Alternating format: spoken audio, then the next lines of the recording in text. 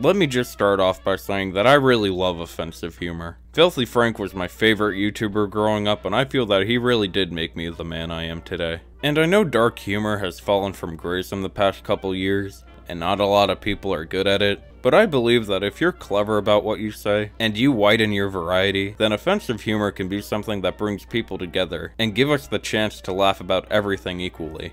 Separate but equally. And Lord knows that there's nothing more separate but equal than white people. Did you see that transition? The other day I was online and I got a good look at this. Oh shoot! Oh shoot! Hooray! And it got me thinking, being white really is its own little culture, isn't it? There's a certain way we talk, eat, drink, and even greet each other. And being white myself, I feel I have the full capability to teach my culture onto others. So gather around everybody, because today I'm going to be teaching you about the whites and the powers that be. Let's get into it.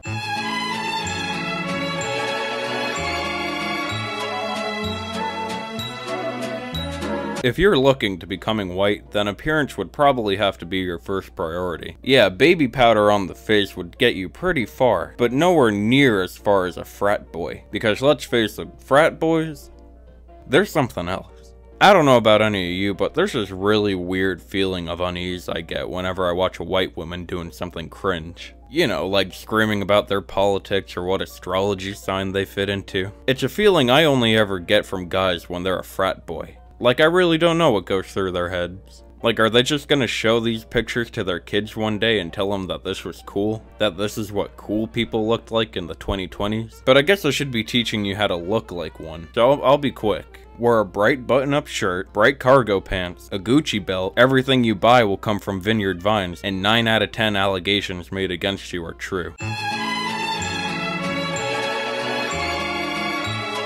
This one may look easy at first, but not when you're trying to find the right time to say it. This guy got it down. But there's a whole spectrum of emotions within us, each with their own little white person thing to say. So I'll just list off a few and hopefully you'll remember to use them next time you feel that way.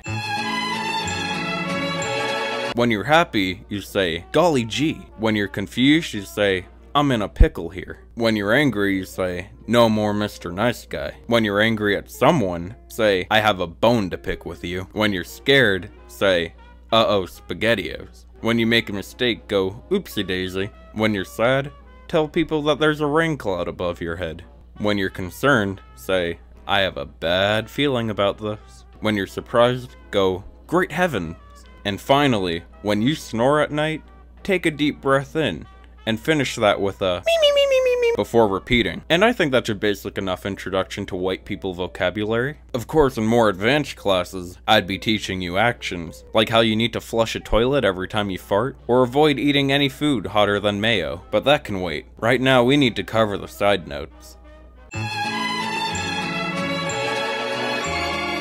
I mentioned it a little before. White women be geekin'. I don't know who raised them to act like this, but there's a couple things to note if you plan on becoming one. First rule, the passenger seat of your car must always be filled with hundreds of empty drinks. If you're from ages 16 to 29, then your car will be filled with Dutch Bros cups. But if you don't have Dutch Bros in your area, then it will most likely be filled with Starbucks. If you're from ages 30 and up, however, it will undoubtedly be filled with liquor bottles. And that's it, there's no substitute for that. As for food, you must always eat at Chick-fil-A, and your future job will most likely be a divorced high school art teacher. Why is that the case? I don't know, but it is. And you gotta embrace it if that's the route you're going down. And that pretty much covers a general teaching on becoming white. Like I said, don't think of me as a soy boy for clowning on my own race, I just like the offensive humor. But with that said, I love you, and remember to keep being cute, gamers.